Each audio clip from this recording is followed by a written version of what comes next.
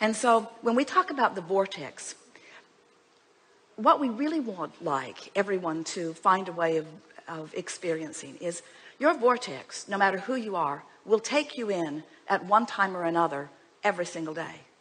Something will happen where you will come into alignment with who you are. It might be a bird that you see. It might be a piece of the sky that you see. It might be a fragrance that comes past you. It might be a piece of a song that you hear. It might be, Jerry talks about a time former in his life experience where he was in such a state of depression he could not pull himself out. And the harder he tried, the worse it got. The more he beat up on himself for being depressed, the more depressed he felt. And then one day, he just followed an impulse to go down and sit on the rocks overlooking a lake. Drove for a little while, sat himself there, and a family came. They were not aware of him, would not have wanted to be aware of him because he was sort of lurking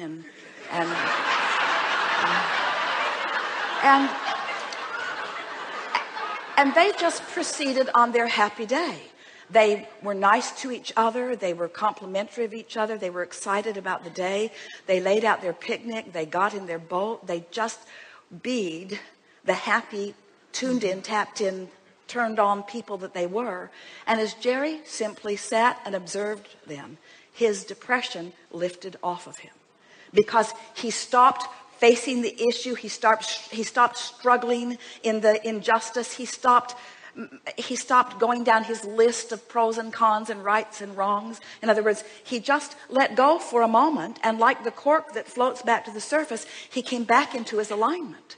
So what we are really encouraging relative to things that are this big and this deep and this prevalent and this important, you got to pull out the big guns. You got to pull out all the stops for it, which means you got to be in the vortex before you even contemplate it. You got to be in tune with who you are before you even contemplate it. And when you are, you're seeing the world through the eyes of Source. And when you're seeing the world through the eyes of Source, if a child is learning to walk and walks into your room and isn't very good at it and falls down, you don't say, "Get up, you little dummy."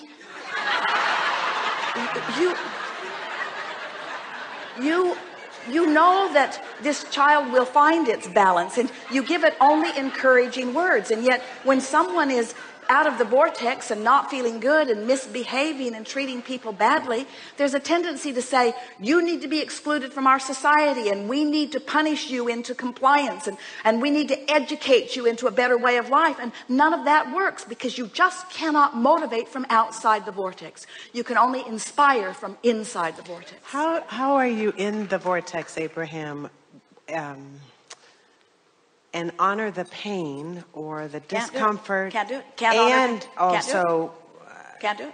Can't honor pain. Okay. Pain and joy are very different frequencies. But isn't it bypassing? Is it bypassing to focus on the bird or the cat without acknowledging what happens? The emotion. Here's what happens as you take the subject that is bothering you the most out of the equation just for a moment by saying, can't do anything about it anyway. I can't change all these people. I can't fix it. I can't fix it if I want to. I can't do it this red hot minute anyway. Yeah. What I really want is alignment. What I really want for them is alignment. What I'm really wanting is to feel my own alignment.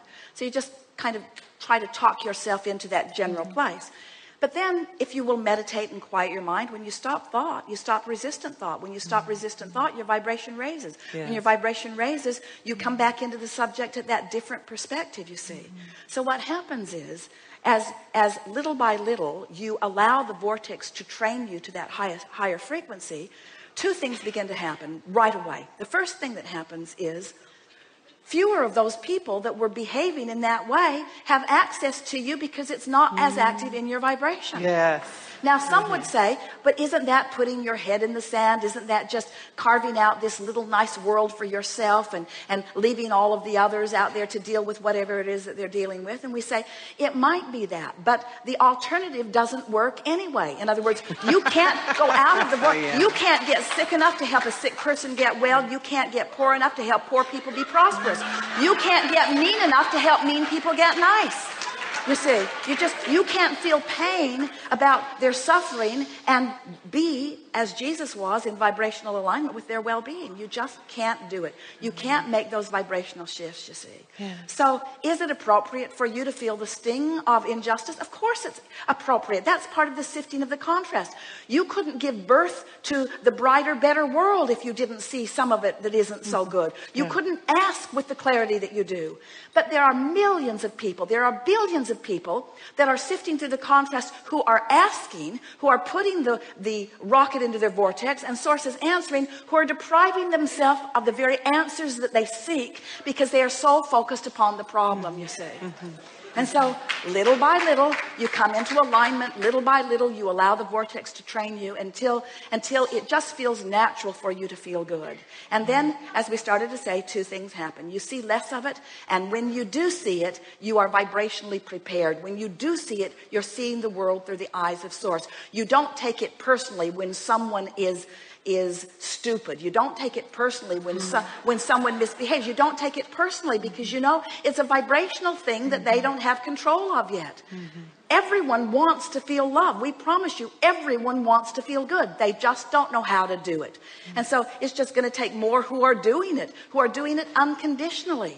Unconditional love says, I am in alignment with who I am regardless of the situation. But it's asking a lot of you to look at something that just yanks your chain and rings your bells in a very negative way, and to ask you to just turn the other cheek and be at one with it. That isn't what it is all about. It's about letting yourself see it, letting yourself feel it, let what you really want be born within you, and then tuning yourself to who you really are and to what you really want. And little by little, the world becomes a place that likes itself better. But we want to say this in a way that you can really feel it from us. And it's going to feel off to those who are so wanting to be of service to the world that you want to go out and feel their pain and wrap your arms around them and bring them home with you. We just want to remind you, source energy, that which man calls God, is standing in the vortex, welcoming them in. And even God doesn't leave the vortex. Because if that were to happen, you wouldn't feel the disconnection. In other words, Esther will say, she said it on a pretty regular basis, Abraham, come out of the vortex with me now. Because I don't like the separation and I can't get in, so you got to come out. And she discovers we never come. We never, ever, ever, ever come. That's the way all of this works. In other words, source energy always maintains the highest vibration and the greatest love that has been created. And you have no choice but to line up with that, you see. So when you look at it that way, when you realize that there are plenty of people who want to feel better than they do, and so in your attitude of wanting to help them, you step out of the vortex into your awareness of what's troubling them, into that frequency where you now no longer have connection to the resources of your source. Yes. And now that's why you really feel the rage and anger at them, is because it's like, whether it's someone that you love who is struggling with something, or someone that you don't like at all who is struggling with something, as you observe them in their struggle, you feel negative emotion because you cannot stay in alignment with who you are as you observe their struggle. And then your attitude usually is, I need you to clean up your act because I want to feel good, and when I look at you I don't feel good, so you need to do this and this and this and this and this because I need a manifestation here, because I don't have the ability to stay in alignment with my source energy. I'm just an observer, and what I'm observing isn't good, so you need to do something about it, which is totally giving your power away, right. Totally disempowering yourself, you see. That what unconditional love is, I have the ability to tune myself into vibrational alignment with all that I am. I have the ability to love you I have the ability to see you in your success, even when you're demonstrating your lack of it. Yes. I have the ability to see you well, even when you are currently sick. I have the ability because I practiced when you were asleep. I practiced when you weren't around. I practiced when it was easy. I practiced when I was in my treehouse. I practiced when I was watching the sunset. I practiced during my meditation. I practiced during the beautiful music. I practiced Yes, my alignment yes. with Source, and now I can unconditionally offer this love of Source. I got it. Oh, thank you. Yes. Yes.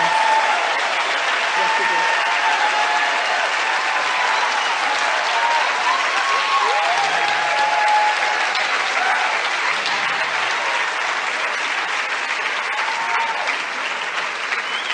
You see, and you can't feel that way without being there. In other words, that you're in the vortex, you're in alignment with who you are. In other words, and the question as it began is non-existent now, isn't it? Irrelevant completely. Very good. Now what?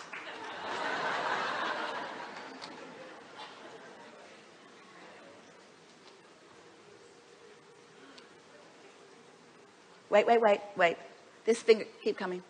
This finger points at so many people at the same time. Sometimes we point over there and they come from over there. It's very strange. Very strange.